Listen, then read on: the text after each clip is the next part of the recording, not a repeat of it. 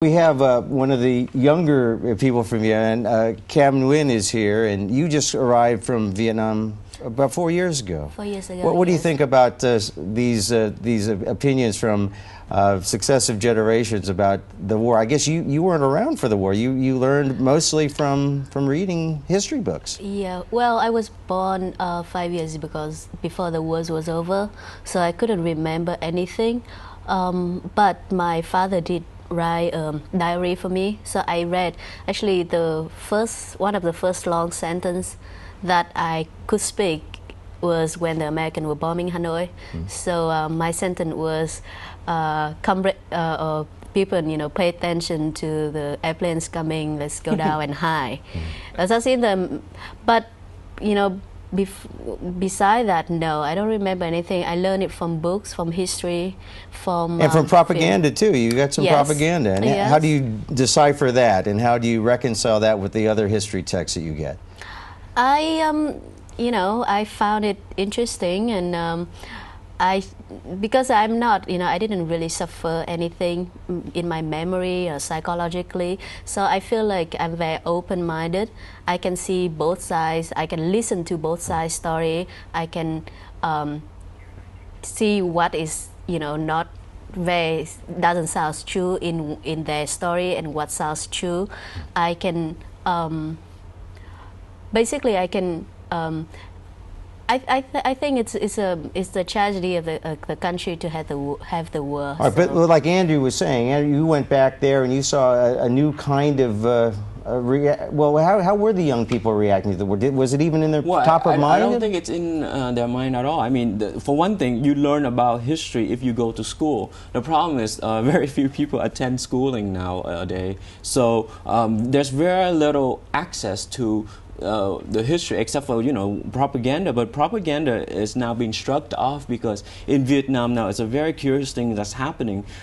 Information is flowing in different channels, and people are very mesmerized by that. You can go to coffee shop and see MTV, and you can go and see internet. You can access the internet now, and you can also watch a lot of videos on the VCR. So Cam, what were the young people doing? 4 years ago, you just came over here. What were the young thinking about? They weren't thinking about the war at all then. We don't. Well, also the government's line is, we have to put the war behind and move on. It's an official line everywhere in the country. The slogan now is try to build a rich country, a strong country, and a rich people.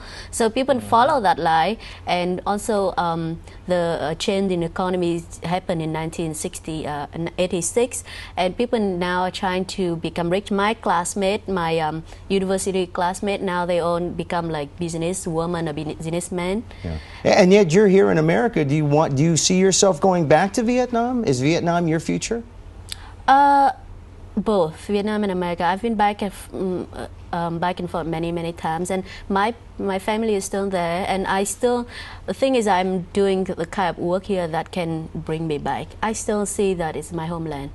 So there's a kind of, this is part of that global sense of the new Vietnamese, huh? Well, I mean, I think her position is a little bit different because she didn't flee as a refugee, and so she doesn't have this experience of feeling barrier of coming back. So she has a lot more flexibility than someone who fled from the South. Well, talk about the people like yourself. You don't feel that same sort of barrier, though. Well, I don't, because I go as an American now. But at the same time, I don't have family anymore because most of my relatives have fled overseas, so I don't have any connection to Vietnam. In fact, most of my relatives are in Paris, so in fact, the connection is more like to Europe. Yeah. So Conley, my situation is similar. My whole family is over here. For me, Vietnam holds a humanitarian and cultural interest. Yeah. My wife and I started a foundation, and we are helping 2 free clinics in Hue, the site of the Tet Offensive. And I also am an avid student of Vietnamese painting. And so for us, it's just a destination. It's not the future. My home is here. Now, General, when you hear that, the home is here, Vietnam just a destination. How does that make you feel about your old homeland when you hear the younger people talking about your country that way?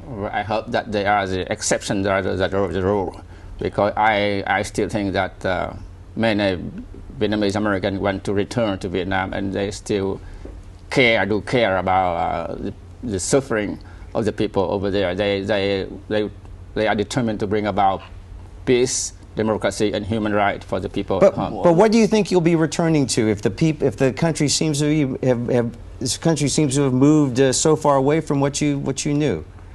But I said, I told you, the communist regime ultimately will collapse because of insurmountable dilemma, you know. So I will go back at the time in a free and democratic Vietnam. When you hear your father talk that way, Andrew? Well, I hear that all the time. But I mean, it's great if that's happened, and I will celebrate with him. And I don't think I'm the exception in a sense that, well, both Khan and I are concerned about Vietnam. Right. We want to see a better Vietnam, but you're asking whether or not do we see a stake in Vietnam, and I have to be honest and I say no, because I've become too complicated for that country, one way or the other. So in some ways, the war was the best thing that happened to you. Well, I wouldn't want to end it as that note, but I would say that leaving Vietnam has opened my eyes to different possibilities. And Cam, for you, you're here now. You've been here 4 years. You're studying at UC Berkeley. Your future, you said, is both, but in America and in Vietnam. But probably you must see that America has opened up opportunities for you. Yes, there's a lot of more opportunities, and I learn a lot more. But I think that I learned a lot more thanks to what I got before in Vietnam that helped me to see what's the difference. If I only know the American system, I wouldn't see the difference as much. You know, grow up in, you know, for example, attending school in Vietnam and then attending school here, it's, you know, completely different, and I'm learning a lot from it too. All right. Well, we have time for just one more quick question around the table. And let me ask Khan, where does this leave the identity of not just the Vietnamese, but the Vietnamese Americans, and just, well, I guess we've hinted at the idea of diaspora, 2 million people in 50 countries. What does it mean to the Vietnamese people, and their identity? I think that you know, General Lam hit the nail right on the head. That we, the diaspora, cares about the people in Vietnam. Mm-hmm. We want to ease the suffering of the people. And there is a variety of opinion of how to do that. And, you know, people, General Lam's generation thinks that the overthrow of the government is one way. You know, I happen to think that, you know, we need to be more engaged and, you know, contribute humanitarian aid and so on and so forth. Yeah, Cam, you're part of that new generation. Do you ever see the reconciliation between the ways of the thinking of General Lam and the new thinking? I think so, definitely. I think his generation, because they really experience it, so they have a completely different experience. But the younger, and not even our generation, the younger generation, I'm teaching 60 Vietnamese students right now in, you know, California, and they, you know, they don't know, you know, I'm talking about the war, and they say, which year did the war end? They didn't even know about that. Andrew, what do you think about the future, reconciling the viewpoints old and new, and the identity of Vietnam? Well, I think the problem is really freedom of expression in that country. There's no such thing at this point, and so they have no platform to begin to discuss what's going on with their life now, with globalization, with information age and all that.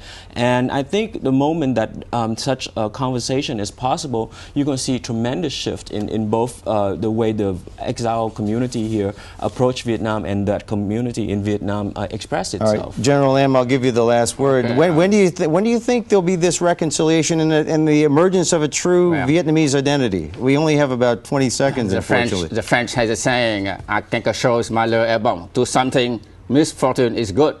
I think the good thing about the war is that we have 100,000 of young Vietnamese Americans who graduate from the best school in the United States and Europe. They are the elite. They are the future, the hope of a free and democratic Vietnam. Sometime in the future. All right, we'll leave that as the last